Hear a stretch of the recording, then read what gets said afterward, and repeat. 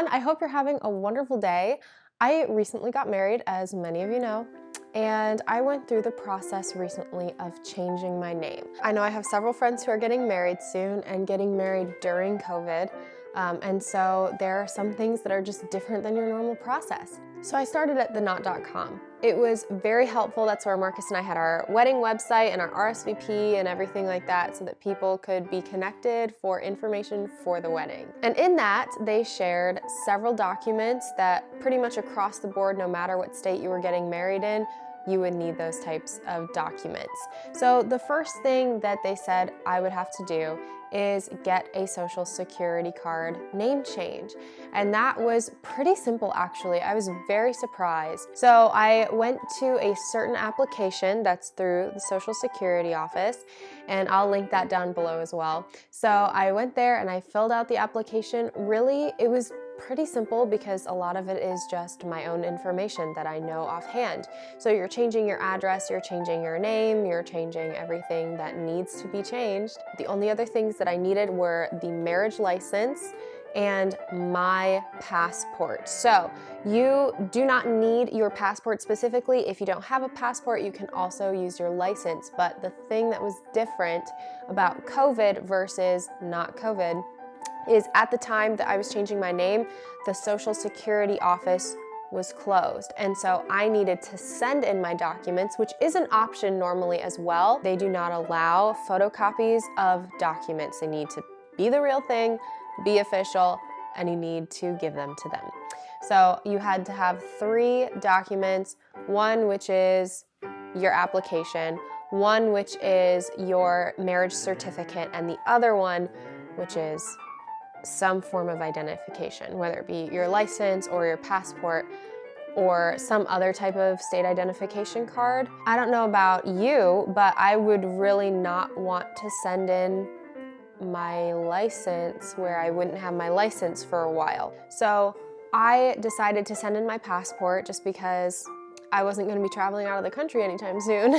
So even if it had gotten lost in the mail or something, which has happened to me recently since COVID started, I figured it would be fine. And even if I lost my passport, I didn't really need it anyway. So I sent all that stuff in. A week and a half later, I received mail back from the Social Security office, and they said that they received my application and my documents and that they would be sending me a new card soon. So that is your official name change. Then that means I was actually Jacqueline Winters. So after that, I had to go get my license done. So my driver's license process was slightly more complicated, but it was still very easy. So the driver's license process was pretty simple as well. It did require a few more documents though than the Social Security process did. And so I needed to bring my current license, my new Social Security card, so that's important that you do your social card first. I needed my marriage certificate and some proof that you are a resident of the state that you're currently living in. So a lot of that for me included mail with my name and my address on it. So it didn't need to be the new name that I had.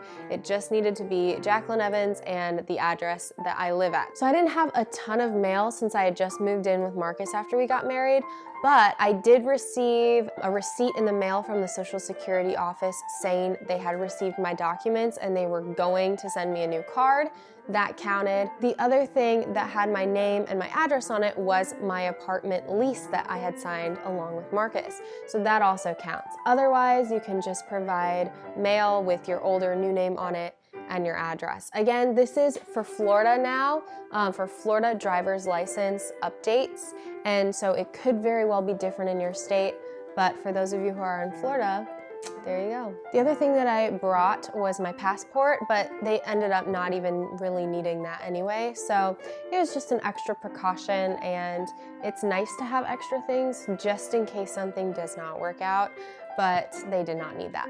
So the things that were different about my COVID name change were sending in my Social Security everything instead of going into an actual office.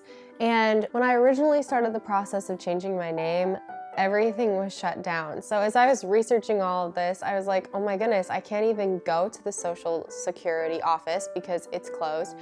I can't even go to the DMV because they're closed except for like certain things that you have to be in person for. And so I wasn't really sure how that was all gonna work out. But by the time I got the marriage certificate and my new social security card, the DMV was back open. So I was able to sign up for an appointment and go. And holy cow, like it was really easy. It was so cute because there was this dude who was up in front of me and he was probably like his 30s or something. And he was talking to the lady who I was next in line to see. And I don't know what he was there for, but when he was done, he was like, Wow, I just want to thank you so much. I don't know if it was a generational thing, but I have never had an issue coming here. And you guys are just so nice and so helpful. and he was very complimentary of them. So I don't know if we just have a great DMV bias, but I had to go in 2 times. One was for my license update, and then the other one was to get my car registration changed to my name. And so the thing that was different about the DMV with COVID was that the only way they would let you in is if you had an appointment prior to arriving.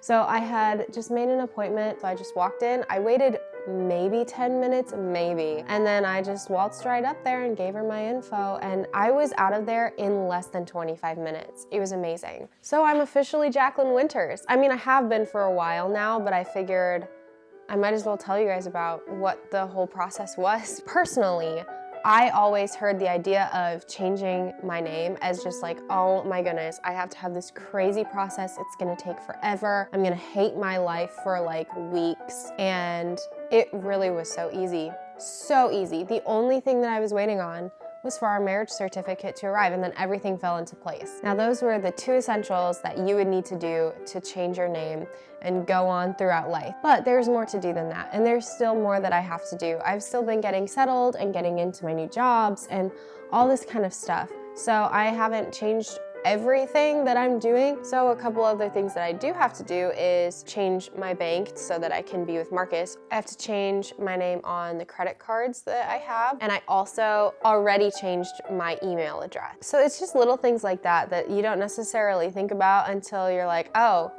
this still has my old name on it. But that was my process. So if you have any questions about changing your name, what the process is, just drop a comment or like DM me on Instagram. That's totally fine. I am here to help you. And again, just remember, if you're going through this, it was a really, really easy process. I mean, it's one more thing to do and you have to find the documents in order to do it, but it's seriously not a big deal. It's just doing it. You can do it. You got this. Again, just remember, this was my process for the state of Florida, so it may be different for you. Just make sure that you have everything and you've read everything. One other thing that I want to mention is onthenot.com. They had advertised some company that can help you do everything and changing your name apparently a lot easier, and you have to pay them for it, and they have different packages. But like with how easy it was for me, I'm so glad I didn't spend like $40 to $90 on it because it was not that hard. So just make sure that you have the documents that you need, that you're reading the information, and that you're keeping in mind the whole time like it's not that big of a deal.